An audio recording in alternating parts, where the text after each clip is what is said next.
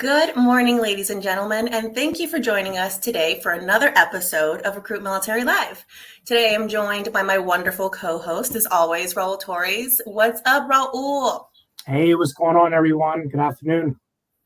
Today, we will be discussing the value of utilizing the Army Soldier for Life program and the resources it provides to help make your transition to civilian life easier and meaningful. Joining us today is a lieutenant colonel in the U.S. Army. He has served in the Puerto Rico Army National Guard from 1998 to 2007, accomplishing a multitude of roles, such as the Assistant Advisor of Education for the Governor of Puerto Rico. And he currently serves as the Employment Director of the U.S. Army Soldier for Life program. Please join us today and giving a warm welcome to Lieutenant Colonel Ismael Ortiz. Hey, how you doing? Good morning. Hey. Like I said in the program, good morning, good morning, good morning. Good morning, Recruit Military Live. Yeah, thank you very much for this invitation. We've been talking about this a long time ago, and I'm so glad and honored to be in your program. Yeah, we're definitely excited to have you today to speak about such an amazing program, the U.S. Army Soldier for Life program. If you want to give us a bit of a background on yourself and your role and the program itself for those in our audience who may not have heard about the Soldier for Life program. Yeah, Soldier for Life program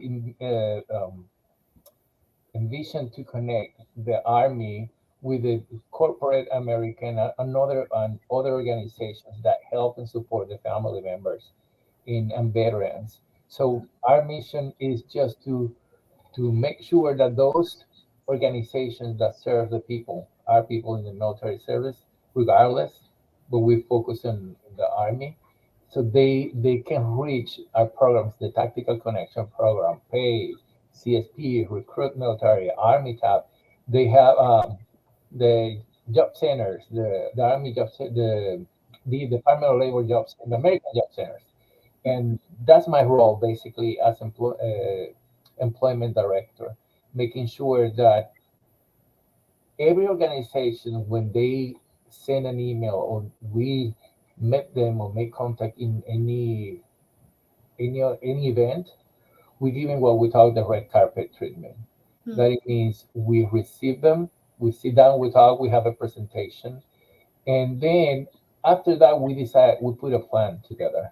Okay, what are the organizations that we have that can that fit for you, so you can have access to the transition soldiers and the veterans?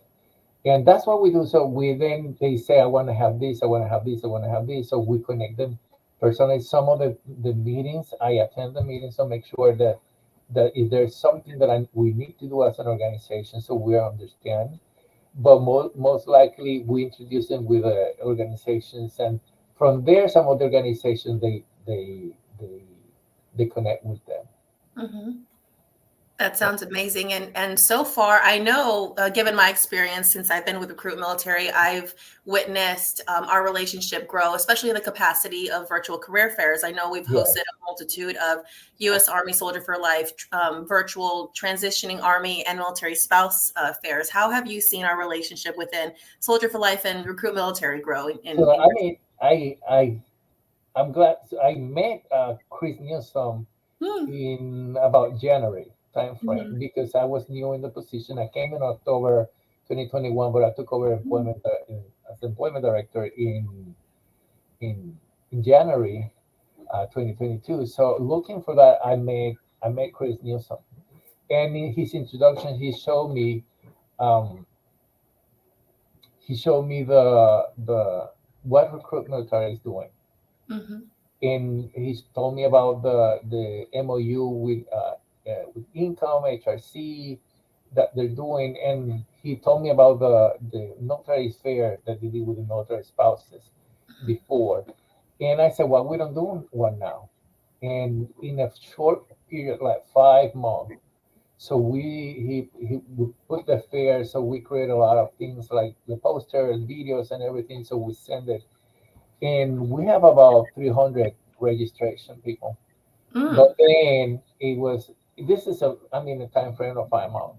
But then we start working. I told him, this is not the end. We're gonna start working for the next one. And October last year, we start planning the second one. I call the second one because the second in when I'm sitting here. Mhm.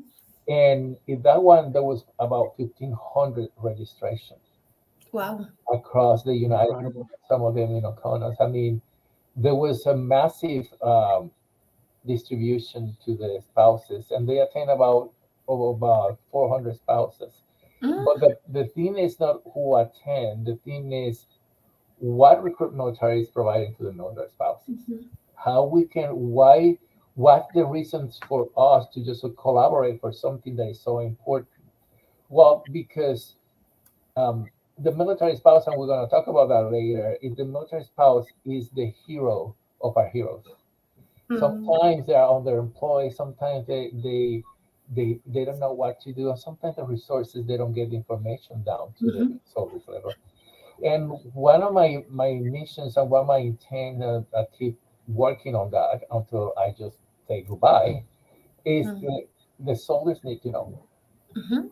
Soldiers need to know that the service is available. Soldiers need to know that other organizations that are available in in in their service, they do service to them, Mhm. and that's the important. I have a Raul, if you can put the presentation. Okay. Absolutely. Oh, okay. So, so a little bit about myself. I Mhm. come from a military tradition family. This is my father. Mhm. And when I got pictures, and you saw the pictures, the youngest picture of me, I am his own, I am him. Even though I'm older, I just look like him. So my dad started, it was in the second second infantry division, and I was in the second infantry division too. And he was in what we call now for liberty. And he was E4 by the time that he was at the transition, he was E4. If you go to the next one,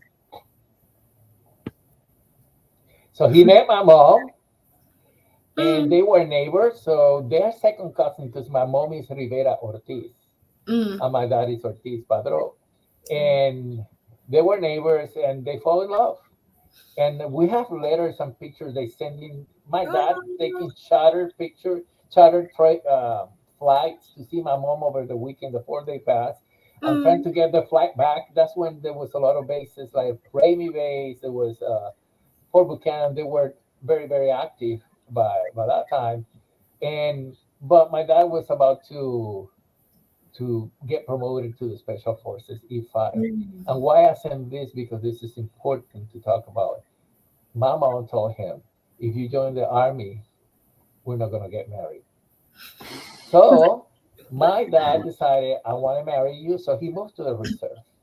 Oh. Then the reason is I say this because we need to understand now that we are moving, we are not recruiting soldiers, Mhm. we're recruiting families. Exactly. And the military spouse has something always to say in the marriage. It is not about only Absolutely. the soldier. So you go to the next picture. People, this is the picture that you see me when I was about 40 years, when I was 40 years. That's my dad when he was like 23. And he wanted me to take a picture and put them together, he and me. And I took the picture, and that's how I'm just look like him. I mean, Mhm. it is. So that's my history. All my family, my great uncle, they were in World War II, and I have family in Belgium because one of Oh. them they married with a Belgian lady, and they created a family. So I have family there. I just saw one of the cousins. One time she went to Puerto Rico, but we never saw them. My uncle, great uncle, he spoke English and he spoke French and Belgium. Ooh. He never spoke all those languages in front of us. So Mm. when they were encounter in Puerto Rico, he started moving from the English to the Spanish. I mean, from the English to the Belgian and to the French, like nothing happened. Like the time never happened. So it is important to say this because soldiers get soft skills. They get Mhm. so much skills when they are there in the service that we need to. I'm encouraging the employers to know that there is more that what they are hiring. They're not hiring a soldier, like it's just a person who's infantry. You're hiring a person who left the job but came with the skills. Mm-hmm. So Absolutely. so when we go to like, slide number 5, okay, this is the slide that shows the mission and the vision of Soldier for Life. And why this is important, when we talk about the vision, we need to talk about ambassadorship. We are in the Army. It is not about the soldiers getting into the Army and leaving the Army and being a number. No, that's not anymore. We're taking care of the soldiers when they enlist. But at the Mm-hmm. same time, we take care of the soldiers when they move, when they transition. Why? Because they are the ones who are going to tell us, who are going to tell the story to others. Like my uncle did. He was a drill sergeant. And he was always after me that you need to go to the ROTC, you need to go to the ROTC, you fit in the Army, you fit in the Army. And I said, no, Uncle, the Army is not for me. I was wrong. Here So, we are. so before he died, he got to see me in uniform when I was before in the National Guard. And he was so proud Mm. because this is something, it's in our blood, it's in the to serve. So he was an ambassador. So that's what we need to look for, people to tell the family members, this is something that you need to do. Mm. This is something the Army is going to take care of you. The Army is going to take care of you when you retire. The Army is going to take care of your family when you retire. My my great auntie, she's still alive, and she depends on the services of the Army, and she Mhm. got her pension and she got everything. So this is what we're talking about, ambassadorship. So when we have the soldiers and we let the soldiers participate in the transition, the CSP, what we are creating is ambassadors. So Mm. I encourage the commanders and the service members that are seeing and listening. You know, yes, you're gonna lose a soldier. You're gonna maybe lose a soldier who is in got a lot of skills, but you are a person. You are developing a person that will be a force multiplier Mm. in the outside. So by taking care of him, you're gonna be a force multiplier. So in our mission, well, like I said before, so we would like to engage and connect the Army with corporate America. If we go to the next slide, this is the Army. This is how I see, and my proposal to the boss last year, and going to be mine this year, is how I see Soldier for Life according to the Tactical Employment Connection Strategy. So we are that entity that connects. I have Mhm. employments. We go, the regional directors, they go to every state. We went to about 89% of the states, or more 90% of Mm. the states in different activities, because we want to raise the awareness. And they come with leads, they come with organizations, and we want to connect them, because some of the problem of some organizations, they don't know how they can hire veterans, and that's our job. So we connect them with a federal, and we talk about other organizations, because there are other organizations that can help those um, those companies to hire Mhm. soldiers. And I called the one that you see here, Pride Industry. I was amazed when I went there, because Pride Industry, they hire the disability Mm. population of soldiers, and Oh, that's that's their amazing. job, to train them and find employment for them, accommodate Mhm. employment for them, regardless what are the conditions. Oh, wow. So that's what we do. And that's what I'm proud of what I'm doing, because you get to see everything. So when an organization talks to us, get to the next slide, please. This is what we start telling them. 79% of the soldiers last fiscal year are from the active component. Mm. Then where are they going? If you see at the bottom line, they go, those are the five: California, Texas, Florida, North Carolina. But why this is important, let's move to the next slide. Because when an organization contact Soldier for Life, next slide. When the organization contact Soldier for Life, we we can provide a statistic for them. For example, out of the soldiers in the transition last year, this is the transition for North Carolina? How many Mm. go where they coming? Because the employer want to know, should I contact TAP in North Carolina only, or should I contact all the TAP? What I Mhm. do, and then we guide them in that process, and we tell them. And what the next slide, when we explain them this and we give them the statistic, we talk about the different organizations that have the Army for them. We talk about the transition, the PACE, the Army CSP, and RecruitMilitary. And Mhm. then when I explain them, each one of them, I have more slides, but I didn't include it because we explain everything, what RecruitMilitary does and everything. So they are encouraged. They have the knowledge, the information to make a decision. And that's when, for example, in the case of RecruitMilitary, that's when I call Chris Newsom and sometimes Veronica Sarantes, and I said, Mhm. listen, I have this person who would like to have a meeting. Can we have set up a meeting? And they set up a meeting immediately, and they talk to the employer, and Mhm. they explain all the varieties that recruitment can offer to the employers.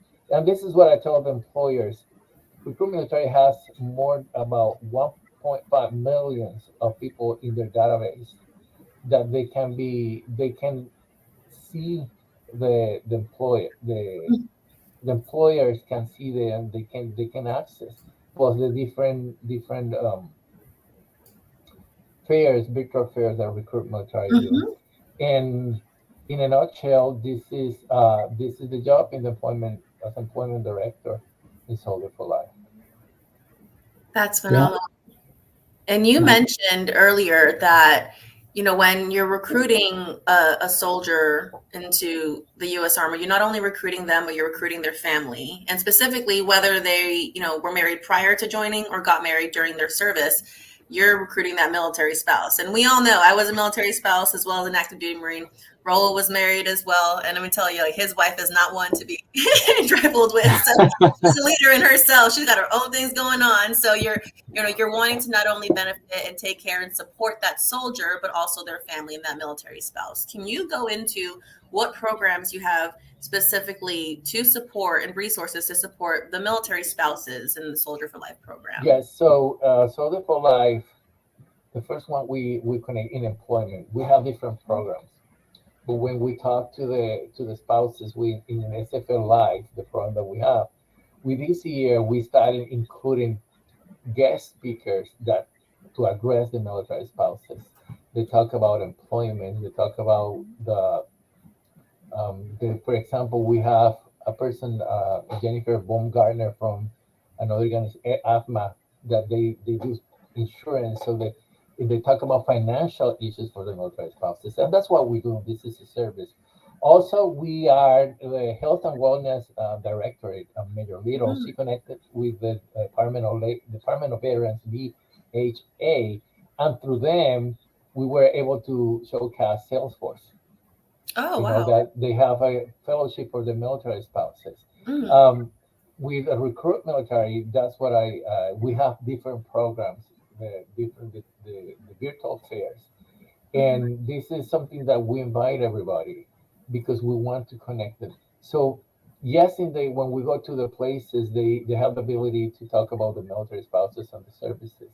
Mhm. And if you call the Soldier for Life, we can connect the people, we can connect the organizations. If you are an employer and want to hire the military spouse, just call us. And we're going to tell you all the organizations that support the military spouses Mhm. that can help you to connect with them. Awesome. I have a question for you because, like Gabby mentioned, I was married in the service. I'm still married, thankfully. And something that gets overlooked is kind of just spouses, military spouses in the workforce, right? And we like to tout their soft skills, right? While they were in the service, they were exposed to different environments, different cultures, and that translates over and brings a huge value in the workforce. But I wanted to ask you, what are the biggest challenges that you see Mhm. for military spouses, having gaps in their resumes and whatnot, and and everything they have to go through because they're constantly moving. But what are the biggest challenges that you see that impedes them, from finding employment regularly? Yes, based on the studies I saw last year, some of the challenges that the spouses face is who's going to take care of my family, Mm. who's going to take care of my kids. Um, just having, I need to go to the office, but my kids is sick or I have to appointment. So problem they face is I have a kid now. I'm gonna take care of the kid until he gets 5 years old. He is in school, and then I have 5 years gap. They have a gap. They don't know what to write. Mm. Another problem they have is they have food insecurity. Why I mentioned that when the COVID season happens, some of the families the spouses lost their job. Mm-hmm. So the soldier was the breadwinner, Mm-hmm. but the spouse was the complement of that. When they join the army, they have debts or whatever reason is the Mm-hmm. problem. So they found out it was not enough, and that's one of the things that they confront. If I lose my job, what's going to happen? Food insecurity, and I do believe that in the army, the army with its organizations like RecruitMilitary and others, we can we can work on that to Mm-hmm. make the spouse be able to work. Mm-hmm. Yeah, I know we host we have a multitude of resources ourselves between like assistance with writing resumes, one-on-one coaching for interviews. I know we host webinars as well with our amazing staff and virtual career fairs as well. So if you have just that where you're, a stay-at-home mom, you have kids under the age of 5 that are not at school and you don't have the capability to go to childcare, to even go to a job interview or career fair in person, hosting those virtual career fairs, the Army Soldier for Life, male spouse career fairs makes a huge difference with the military Yes, community. yes, and something I would like to put in the air because I'm going to write and send it to Trade. They're talking about Mhm. writing some. I hope nobody copy me. So, but if they do, they're welcome. I'm not going to fight everybody. You heard it here first, you guys. Breaking Yeah, news. You so heard it here this is first. what I'm recommending to the army. We are focusing so much in the soldier. We're giving bonus to the soldier, right? Mm-hmm. So there's a lot of marriage soldiers that are getting married and they're joining the service. Those Mm-hmm. military spouses, they already have careers. They're giving up their careers. Mm-hmm. They are leaving everything behind to start a new life and to support the soldiers. If the spouse is supporting the soldiers and the spouse, like I told you, my mom regretted. She regretted not to be able to go in the army because she saw my auntie and Mm-hmm. my auntie traveled everywhere and my mom never traveled. She was in Puerto Rico, so she regretted because she got a concept. She got her degree to start working, and she knew. And it's not the English because my mother, when she graduated, was an English teacher. So Mm. the English was not a barrier. It was not a problem. It was the thing that the concept of what I'm going to be doing now. Yeah. So let's take that bonus that we gave to the soldier, 10,000, 20. Let's invest in the military spouse. Mm-hmm. Maybe we can use the system that we have right now, RecruitMilitary, for example.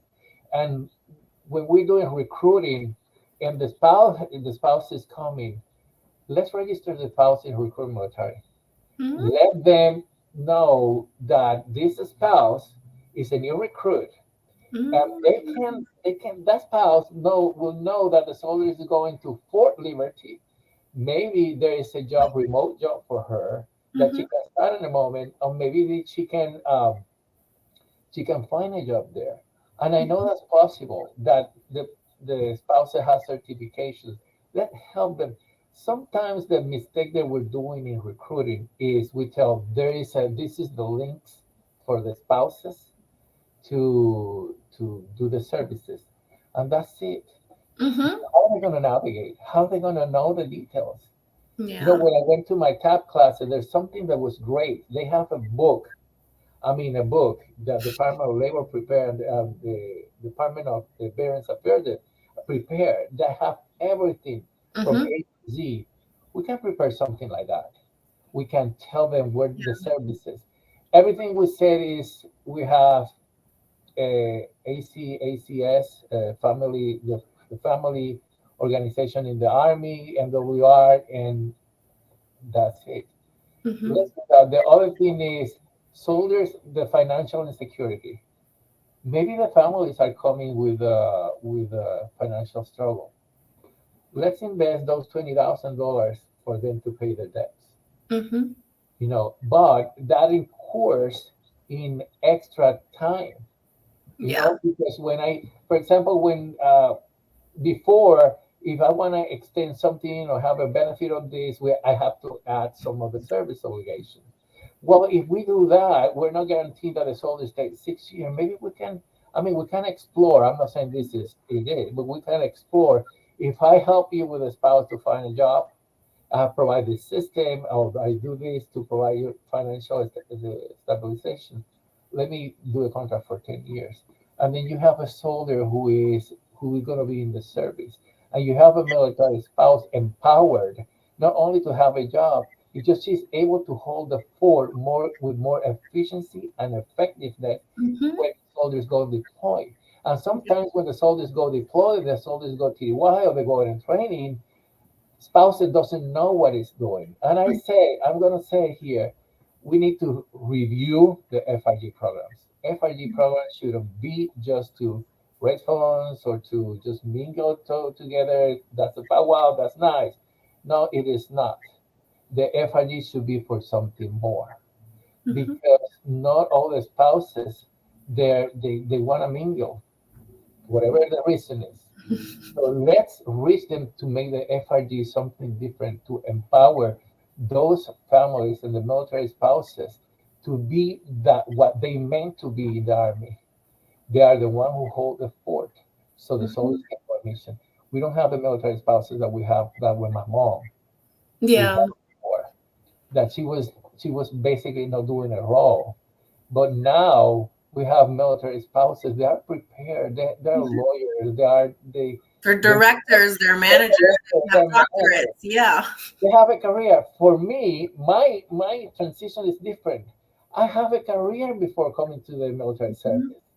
Why I did that? Everybody was asking me why. Because in the military service, I have stability of a job. I have one Mm-hmm. employer, and I have the ability to go different positions, because that's what I liked it, to just Yeah. grow, to have the challenges. And the military spouses, I'm assure you that they can do that. And for the employers, I guess we're getting close to the for the employers, military spouses, don't be afraid to hire them. They provide so much. They are maybe have five years on gap. Let me tell you, every time the soldier go, every time I go PCS, it's my spouse that do the everything. He We he rolled the sleeves, y'all. has a list. Before 3 months, 6 months before when we came here, he got a list of things that we need to do. No kidding, that things that we need to do to PCS. That's project management. So we Mhm. need to overcome that being afraid not to hire people. So I encourage all employers, you're listening, join Recruit Military, join the other organization, help them Mhm. to uh, join them, and the organization help them to navigate into the military spouse community, so we can help the Army in this.